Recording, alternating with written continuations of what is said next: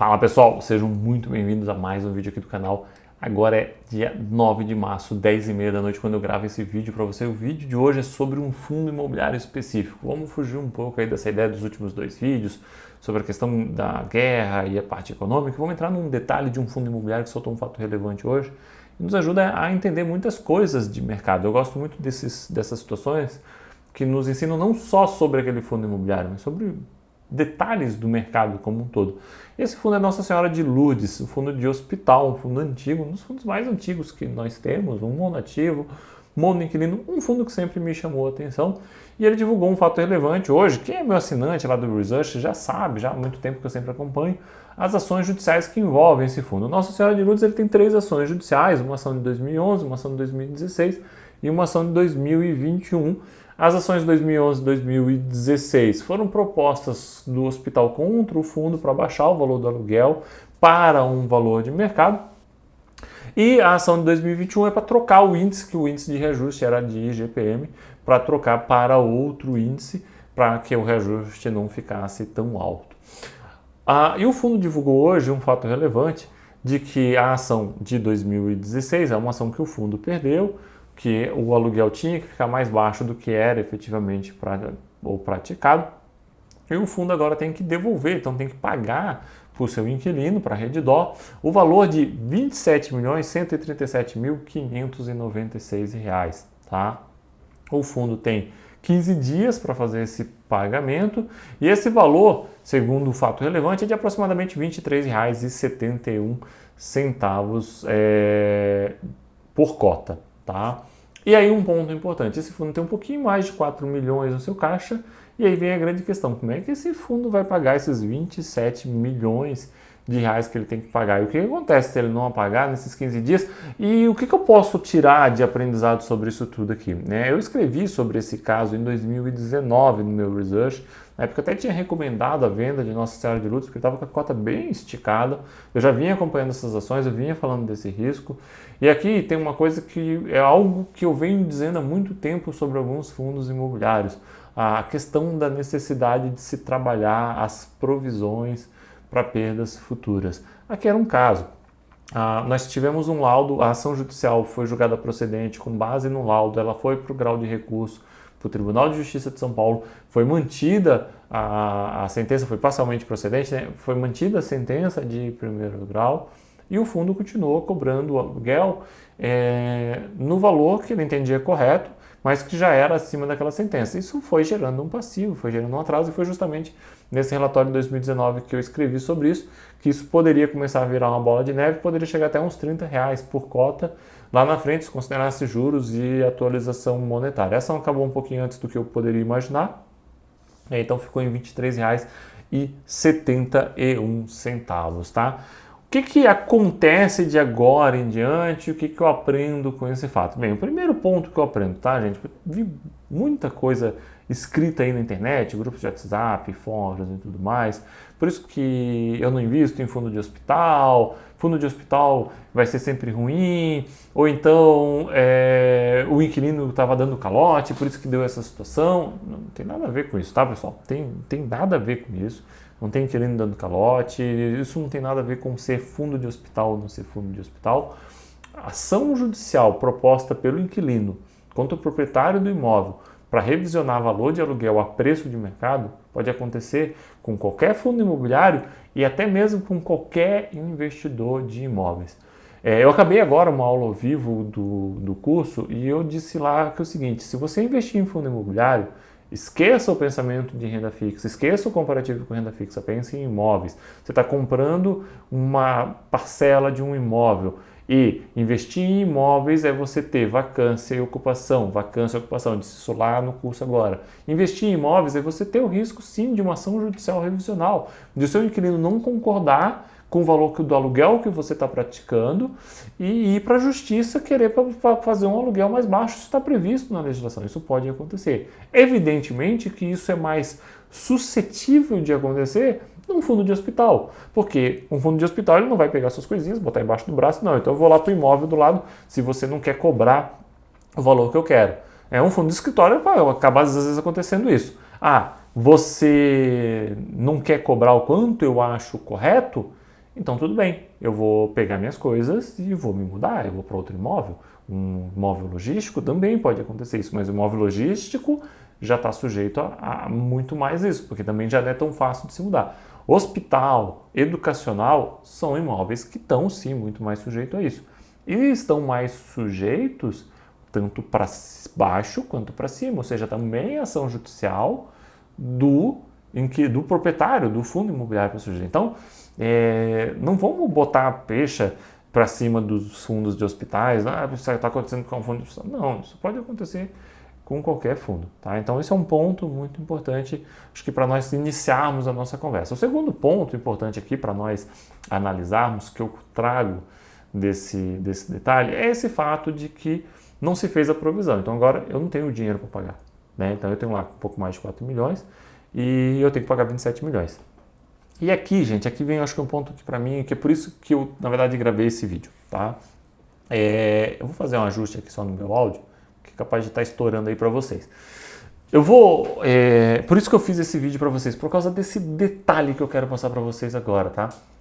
Esse caso do Nossa Senhora de Lourdes nos traz o MXRF novamente. E traz um pouco do porquê que eu tenho sido uma voz meio dissonante aí da média de mercado, dizendo do porquê que o caso do MXRF, na minha interpretação, não pode ser interpretado, não pode ser entendido como transbordando para todos os fundos imobiliários, automaticamente. Né? Eu posso até ter uma mudança de entendimento da CVM, mas não por causa da decisão do MXRF. E o que o Nossa Senhora de Lourdes tem a ver com isso? Tem a ver com o seguinte, muita gente pode estar pensando agora o seguinte, beleza, deve 27 milhões de reais, faz uma emissão, paga os 27 milhões de reais e continua distribuindo. Não, gente, não pode. Com base no que foi decidido no MXRF e com base no que eu entendo que seria o correto, tá? O que acontece? O fundo ele já distribuiu esses rendimentos lá atrás. Ele distribuiu um aluguel lá atrás que ele recebeu e agora ele tem que devolver esse aluguel lá do seu passado. Ou seja, é um prejuízo, é uma despesa. Em tese, ele teria justamente um prejuízo contábil e ele não poderia distribuir enquanto não compensar esses 27 milhões de reais, porque é uma devolução do que ele já distribuiu. Se ele fizer uma emissão, pagar os 27 milhões e continuar distribuindo rendimento, é a mesma coisa que ele distribuir a amortização no formato de rendimento isento de imposto de renda. Então você acaba gerando um problema tributário nessa situação. Por quê? Porque você distribuiu lá atrás, tá, algo que hoje você tem que devolver. Se você não passa isso aqui pela sua linha de distribuição, é como se você estivesse distribuindo patrimônio. Então, se você fizer a emissão agora, pagar isso e continuar distribuindo rendimento, é como se você estivesse distribuindo a amortização. E é muito na linha do que aconteceu no caso do MXRF. A história de que a CVM decide lá em que um fundo não pode distribuir enquanto ele tiver prejuízo acumulado. Sim, vem toda a discussão das marcações a mercado, mas o que eu venho sempre dizendo no caso do MXRF é o seguinte, vamos olhar para o caso concreto. Quando eu olho um episódio desse, eu tenho que olhar para o caso concreto e ver se esse caso concreto se adequa a outros casos. Por exemplo, o caso do Nossa Senhora de Lourdes seria um caso nesse momento. Ele teria um prejuízo pelo regime de competência, que ficaria prejuízo e eu teria que chegar, zerar esse prejuízo para voltar a poder distribuir, ainda que eu pague esse prejuízo, por exemplo, fazendo uma emissão. Eu teria que chegar nesse ponto para fazer. E aí até o caso do MXRF, eu costumo dizer o seguinte, olha, eu e quase ninguém, na verdade todo mundo com quem eu conversei, ou seja, quase ninguém dentro do mercado, conhece a íntegra do processo administrativo do MXRF. Então, como é que você vai dizer se a decisão do MXRF está certa ou está errada se você não conhece o processo administrativo?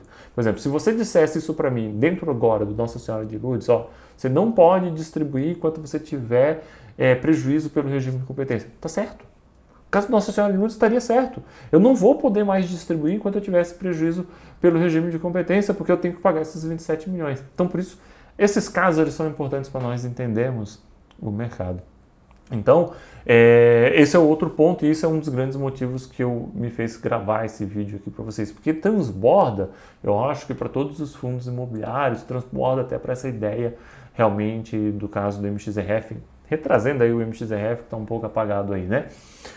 E aí tá, ok, beleza, Rodrigo, entendi MXRF, entendi que tem que pagar, entendi que tu tinha avisado isso lá atrás, beleza, mas e aí, vai pagar como esse valor, né?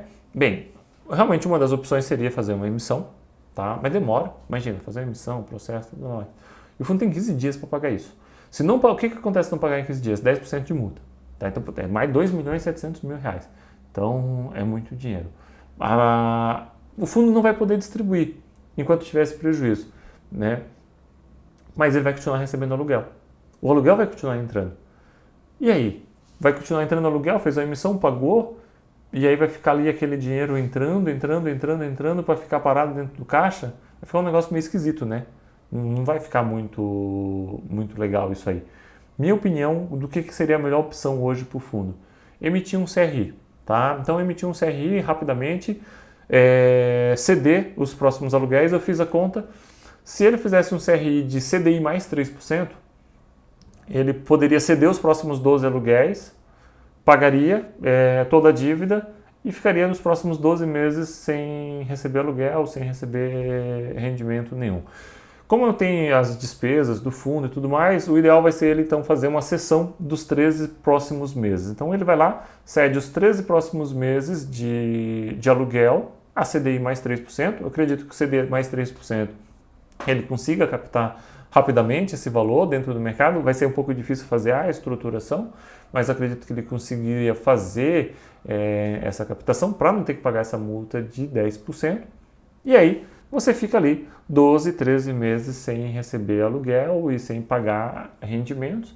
Daqui 13 meses você vai ter esse fundo pagando novamente. Ah, Rodrigo, isso é muito ruim. É óbvio que é muito ruim. Você vai ficar sem o rendimento. Por quê? Porque não foi provisionado esse aluguel lá atrás. Na minha opinião, quando saiu a decisão do segundo grau, eu já tinha que ter começado a provisionar a possibilidade de eu ter que pagar esse valor atrasado. Tá? Eu já deveria ter que começar a provisionar e pagar no formato de rendimentos como se já fosse um novo aluguel.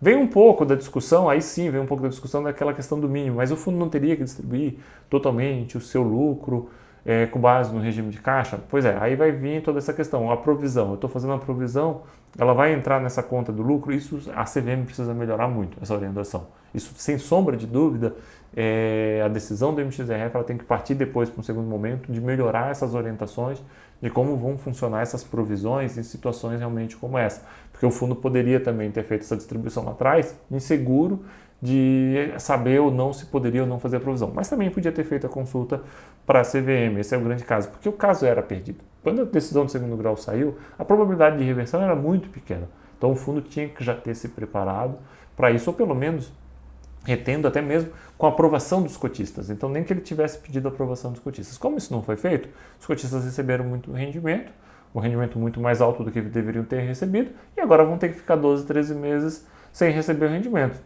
Faz parte. Pena tenho eu do cotista que entrou 2, 3 meses atrás, que não participou da melhor distribuição no passado e vai ficar agora sem o rendimento, né? Mas o cotista que já é cotista há muito tempo desse fundo, tudo bem, ele já recebeu esse rendimento. Então agora ele só vai ficar 12, 13 meses sem receber. Claro que não é só, mas aí você tem uma carteira diversificada, faz justamente essa proteção dos seus investimentos. A cotação do fundo hoje caiu muito, caiu 13%. É um fundo que nesses valores eu fico de olho. Acho que ainda, pelo tempo que vai ficar sem rendimento, não é o fundo para estar no nosso radar nesse momento, porque como ele vai ficar muito tempo sem rendimento, ele pode ficar com a cotação pressionada por muito tempo, mas nós temos que começar a olhar. Um fundo desse a R$150 é um fundo que vai me pagar 1% ao mês daqui 13, 14 meses. E por mais que haja um certo preconceito com o setor de hospital, setor de educacional, por estar mais sujeito a essas ações, isso faz parte do investimento imobiliário. Eu vejo muito investidor criticando esse detalhe, que na verdade qualquer fundo imobiliário está sujeito. Só fica mais em evidência no fundo de hospital, porque o hospital não vai sair do imóvel, né, gente? Não é assim um hospital vai sair do imóvel. Então, você acaba tendo essa situação. No fundo do escritório, ele simplesmente saiu do imóvel, você tinha vacância e aí agora acha um novo inquilino. Então, eu fico de olho nesse fundo, tá? Não para entrar agora, mas eu começo a olhar para esse fundo com atenção se ele realmente começar a vir essas quedas. E aí eu quis fazer esse paralelo um pouco aí com a ideia do MXRF e com toda a ideia, né, de acompanhamento. Quem me acompanha lá no meu research sabe que essas ações estão correndo, O Nossa Senhora de Lourdes nem é o mais impactante. É importante destacar para vocês, né, por que as ações de 2011 e as ações de 2021 não têm esse risco, isso é importante. A ação de 2011 ela teve uma liminar, então logo que entrou, o juiz já baixou o aluguel, e aí depois o aluguel fixado ele era até acima da liminar, então você não teve esse passivo. Na ação de 2021, a mesma coisa, eu tive a liminar para trocar o índice, então também eu não tenho esse passivo. A ação de 2016 é que não teve liminar.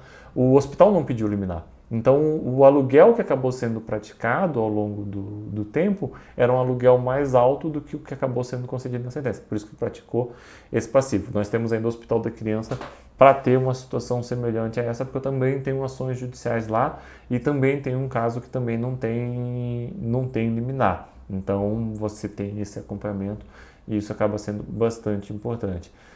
O Hospital da Criança, na minha opinião, ele é até um pouco mais sensível do que o Nossa Senhora de Lourdes, porque os atrasados lá estavam até um pouco mais alto. Estou até achando estranho que ainda não entrou essa execução do Hospital da Criança, mas em algum momento, de repente, nós podemos ouvir falar também. Nesse momento, Nossa Senhora de Lourdes, nós temos esse fato relevante, fato concreto aí, que já aconteceu.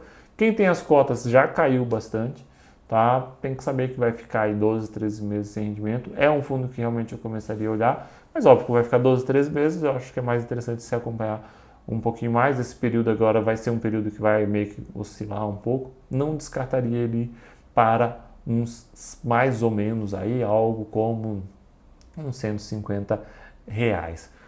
Acho que feito esse paralelo, importante aí só para frisar bem para vocês, né, o que eu queria destacar bem, essa questão do investimento imobiliário. Gente, olhem para fundo imobiliário de tijolo como investimento imobiliário, não olhem para ele como uma renda fixa, olhem para ele como as características do investimento imobiliário. Eu queria fazer também esse paralelo ao caso do MXRF. Não quero dizer que o caso do MXRF seja correto, eu sempre digo que enquanto eu não tiver acesso à íntegra do processo, eu não posso dizer se está correto ou se está errado, mas apenas me ajuda a reforçar a minha ideia de que sim, há algumas dúvidas dentro do mercado e sim pode fazer sentido aquela decisão dentro do MXRF, dependendo do caso concreto, e isso não obriga a transbordar para todos os fundos imobiliários naquela ideia de que reavaliou o imóvel, vai entrar um prejuízo fiscal e tudo mais, a questão da remarcação dos títulos de CRIs, a própria questão dos FOFs, que estão um pouquinho mais delicado, mas também. Então é por isso que surge essa minha interpretação, porque eu sei que ao meu entendimento, porque existem várias interpretações até que poderiam vir a ter no futuro, que, por exemplo, o caso de Nossa Senhora de Lourdes, poderiam ter interpretações, não, eu faço a emissão, paguei a emissão e posso continuar distribuindo. Não, na minha interpretação não pode. E mais ou menos pelo que a CVM disse no MXRF, não pode também. Tem que ficar 12, 13 meses sem distribuir em razão desse prejuízo. Espero que tenha ajudado vocês a entender um pouco melhor esse caso. Se ficou com alguma dúvida, deixa um comentário aqui, deixa um comentário sobre o que eu falei dessa história que se aplica aos outros fundos. Não deixa de compartilhar com seus amigos, não deixa de curtir, para que o YouTube suba para mais pessoas esse vídeo. Quero crescer esse canal, conseguir fazer cada vez mais vídeos legais e bacanas para vocês. E até um próximo vídeo. Forte abraço!